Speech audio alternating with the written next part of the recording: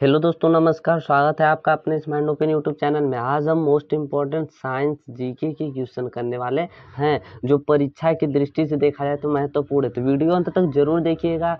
अगर आपने अभी तक चैनल को सब्सक्राइब नहीं किया तो चैनल को सब्सक्राइब करके बेल आइकन बटन भी प्रेस कर लीजिए, जिससे रोजाना नोटिफिकेशन आपको मिल जाया करे हर टॉपिक का। ठीक है, चलिए स्टार्ट करते हैं। पहला क्वेश्चन देखिए, यहाँ पहला क्वेश्चन क्या कहा गया है। का वेग अधिकतम किसमें होता है? प्रकाश का वेग अधिकतम किसमें होता है? विज्ञान के महत्वपूर्ण प्रश्न करवा रहा हूँ। ठीक है, प्रकाश का वेग अधिकतम किसमें होता है? तो ऑप्शन नंबर डी राइट हो जाएगा। निर्वात में होता है। किसमें होता है दोस्तों? निर्वात में होता है। इससे रिलेटेड कुछ टॉपिक हम लोग देख लेते हैं। देखिए इंपॉर्टेंट पॉइंट क्या चीज है। प्रकाश का वेग सर्वप्रथम रोमर वैज्ञानिक ने ज्ञात किया था। देखिए, आप एक क्वेश्चन पढ़ेंगे, एक क्वेश्चन से आपका कई क्वेश्चन तैयार होने वाला है। ठीक है दोस्तों, तो इसीलिए कहता हूँ वीडियो अंत तक जरूर देखिएगा। ठीक है, प्रकाश का वेग सर्वप्रथम रोमर वैज्ञानिक ने ज्ञात किया था। मोस्ट इंपॉर्टेंट है, याद रखिएगा, स्टार बना लीजिए। प्रकाश की गति 3 × 10⁸ मीटर प्रति सेकेंड होती है। एकदम मोस्ट इंपॉर्टेंट है, पक्का फंसेगा, ऐसा क्वेश्चन बार बार फंसता है। ठीक है, सूर्य से प्रकाश की धरती की सतह पर पहुंचने में 8.15 मिनट लगते हैं। ठीक है, याद रखिएगा कितने? 8.15 मिनट लगते हैं, याद रखिए। माध्यम मतलब मीडियम के तापमान में वृद्धि के साथ प्रकाश की गति पर कोई फर्क नहीं पड़ता है। ठीक है, मोस्ट इंपॉर्टेंट था, इंपॉर्टेंट पॉइंट जो उससे रिलेटेड था मैंने बता दिया। ठीक है, चलिए नेक्स्ट क्वेश्चन चलते हैं। यहाँ पे देखिए, मानव नेत्र में आइरिस का क्या काम होता है? देखिए, जो मानव नेत्र होता है उसमें आप आइरिस देखेंगे। आइरिस का क्या काम होता है? तो देखिए, जो इसका राइट आंसर होगा ना, बी। आंख में जाने वाले प्रकाश की मात्रा को नियंत्रित करता है। आपके आंख में प्रकाश जा रहा है तो उसको क्या करेगा? वो नियंत्रित करने का कार्य करेगा। ठीक है दोस्तों, बात समझ में आई कि नहीं आई? देखिए, उससे रिलेटेड कुछ पॉइंट है इंपॉर्टेंट, याद रखिएगा। मानव की आंख पर वस्तु का प्रतिबिंब रेटिना बनता है, याद रखिएगा, स्टार बना लीजिए, मोस्ट इंपॉर्टेंट है। ठीक है, मानव की आंख पर वस्तु का जो प्रतिबिंब होता है कहाँ बनता है? पूछा जाएगा क्वेश्चन, तो रेटिना पे बनता है। कहाँ बनता है दोस्तों? रेटिना बनता है। दूसरा पॉइंट देखें, मानव आंख की रेटिना पर प्रतिबिंब वास्तविक तथा उल्टा बनता है। कैसा बनता है दोस्तों? वास्तविक तथा उल्टा बनता है। ठीक है दोस्तों, याद रखिएगा। ठीक है, यहाँ पर देखिए,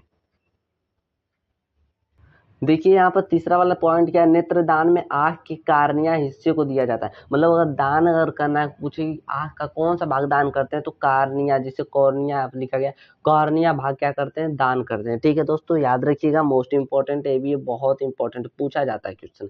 स्वस्थ नेत्र के लिए स्पष्ट दृष्टि दृष्टि की न्यूनतम दूरी 25 सेंटीमीटर होती है। ये भी आप याद रखिएगा, 25 सेंटीमीटर कम से कम दूरी होती है। ठीक है, यदि कोई व्यक्ति दूर की वस्तुओं को नहीं देख सकता है तो इस दोष को निकट दृष्टि दोष या फिर मायोपिया कहते हैं। एक पॉइंट नहीं लिखा गया, यदि कोई व्यक्ति दूर की वस्तु यहाँ पर है तो वहां पर निकट की वस्तु नहीं देख सकता है तो उस दोष को दूर दृष्टि दोष कहते हैं। ठीक है दोस्तों, ठीक है, उम्मीद करता हूँ इतना आपको समझ में आया होगा। चलिए नेक्स्ट क्वेश्चन अब चलते हैं। यहाँ पर देखिए दोस्तों, ध्वनि तरंगे किसमें नहीं चल सकती? जो ध्वनि तरंग होती है, जो ध्वनि किसमें नहीं चल सकती है? तो आपका जो राइट ऑप्शन होगा बी होगा, निर्वात में नहीं चल सकती है। किसमें? निर्वात में नहीं चल सकती है दोस्तों। वायु में चल सकती है, लोहे में चल सकती है, जल में चल सकती है, लेकिन निर्वात में नहीं चल सकती। ठीक है, याद रखिएगा, मोस्ट इंपॉर्टेंट टॉपिक है। ठीक है, चलिए नेक्स्ट क्वेश्चन पे चलते हैं। यहाँ पर देखिए, इससे रिलेटेड कोई पॉइंट है, याद रखिएगा इसको। देखिए इंपॉर्टेंट पॉइंट क्या चीज है। ध्वनि की चाल अधिकतम इस्पात में होता है। अब इस्पात का मतलब हम लोग कहें तो ठोस होता है। क्या होता है दोस्तों? ठोस होता है। ठीक है, इस्पात का मतलब ठोस होता है। ध्वनि की चाल अधिकतम किस में होती है? तो ठोस में, मतलब इस्पात में होती है। याद रखिएगा, मोस्ट इंपॉर्टेंट है। देखिए दूसरा है, ध्वनि स्तर के मापन की इकाई डेसिबल होती है। डेसिबल क्या होता है? डीबी। देखिए डीबी जो होता है इसे डेसिबल कहते हैं। ये मापन इकाई होती है ध्वनि स्तर की। ठीक है, ध्वनि तरंग अनुदैर्ध्य प्रकृति की होती है। मतलब ध्वनि कैसी तरंग है? तो अनुदैर्ध्य प्रकृति की तरंग होती है। ठीक है, ये भी याद रखिएगा आप, मोस्ट इंपॉर्टेंट टॉपिक है। ठीक है, अब श्रव्य तरंगों की आवृत्ति 20 हर्ट्ज से कम होती है। ठीक है दोस्तों, कितनी होती है? 20 हर्ट्ज से कम होती है। डॉपलर प्रभाव का संबंध ध्वनि से होता है। जो डॉपलर प्रभाव पूछेगा, डॉपलर प्रभाव का संबंध किससे? तो आप कहेंगे ध्वनि से होता है। ठीक है, मोस्ट इंपॉर्टेंट था टॉपिक, जो पॉइंट थे मैंने लिखे हैं यहाँ पर, आप याद कर लीजिएगा। ठीक है, चलिए नेक्स्ट क्वेश्चन चलते हैं। देखिए क्या दिया गया है, केल्विन मान से मानव शरीर का सामान्य तापमान कितना होता है? केल्विन मान से अगर देखें मानव शरीर का सामान्य तापमान, तो 310 केल्विन होता है। कितना होता है दोस्तों? 310 केल्विन होता है। ठीक है, इससे रिलेटेड देखिए, मैं प्रार्थना करता हूँ मैं प्रार्थना करता हूँ कि आप परीक्षा में अच्छे अंक प्राप्त करोगे, क्योंकि आप परिश्रम कर रहे हो, मेहनत कर रहे हो, तो परीक्षा में तो अच्छे अंक जरूर प्राप्त करोगे। मेरा भी टारगेट है दोस्तों 100 के सब्सक्राइब का। जो वीडियो देख रहे हैं उसी के नीचे इस प्रकार सब्सक्राइब का बटन मिलेगा, आपको उसको क्लिक कर बेल आइकॉन बटन को भी आप प्रेस कर लीजिए, जिससे रोजाना आपको जल्दी से नोटिफिकेशन मिल जाया करे। ठीक है, चैनल अगर अभी तक वीडियो को लाइक नहीं किए तो लाइक कर दीजिए, शेयर नहीं किए अपने दोस्तों में तो शेयर कर दीजिए जल्दी जल्दी। ठीक है, अगर आपको किसी भी टॉपिक में दिक्कत होती है तो आप कमेंट में हमें बता सकते हैं, मैं उस टॉपिक को लाने का पूरा प्रयास करूंगा। ठीक है दोस्तों, देखिए उस क्वेश्चन से रिलेटेड कुछ पॉइंट इसको देखिएगा, समझिए। यहाँ पर इंपॉर्टेंट पॉइंट क्या था, सेल्सियस स्केल पर 37 डिग्री होता है। ठीक है, वो क्लेविन स्केल पर था। देखेंगे अगर दोस्तों यहाँ पर देखिए, ये क्लेविन स्केल पर था, किस पर था, केल्विन मान पर पूछा था। और यहाँ पर जो पूछा गया क्वेश्चन है दोस्तों, देखिए यहाँ पर सेल्सियस स्केल पर कितना होता है, 37 डिग्री होता है। याद रखिएगा, जो मानव का तापमान होता है कितना होता है, 37 डिग्री होता है। फारेनहाइट पर देखिए तो 98.6 डिग्री होता है, ये भी याद रखिएगा। 40 डिग्री तापमान पर सेल्सियस और फारेनहाइट का तापक्रम समान होता है। बहुत बार पूछा गया क्वेश्चन, इंपॉर्टेंट है, इसलिए इसे यह टॉपिक बहुत इंपॉर्टेंट, मतलब ये जो क्वेश्चन लिखा गया है बहुत इंपॉर्टेंट है, याद रखिएगा। ठीक है, जो सेल्सियस और फारेनहाइट का तापक्रम किस कब समान होता है, तो 40 डिग्री भी क्या होता है, समान होता है। ठीक है दोस्तों, चलिए नेक्स्ट क्वेश्चन पे चलते हैं। यहाँ पे देखिए, बायोगैस का मुख्य घटक क्या होता है, बायोगैस का मुख्य घटक क्या होता है, मीथेन होता है। क्या होता है दोस्तों, मीथेन होता है, जिसे रासायनिक सूत्र लिखे तो CH4 होता है। ठीक है, याद रखिएगा, रासायनिक सूत्र भी कभी कभी पूछे जाते हैं। बायोगैस का मुख्य घटक क्या होता है, मीथेन होता है। चलिए नेक्स्ट क्वेश्चन चलते हैं।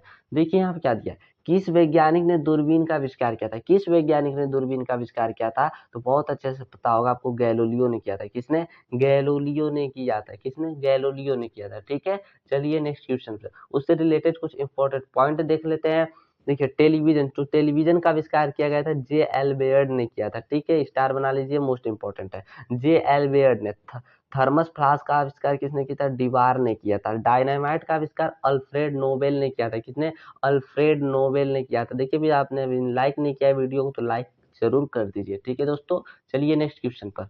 देखिए यहाँ पे क्या दिया है, नाभिकीय रिएक्टर में भारी जल का देखिए सूत्र होता है, यहाँ से भी आपका एक क्वेश्चन बन रहा है, भारी जल D2O सूत्र होता है, का उपयोग किस रूप में किया जाता है दोस्तों, तो आपको पता होगा किस रूप में किया जाता है।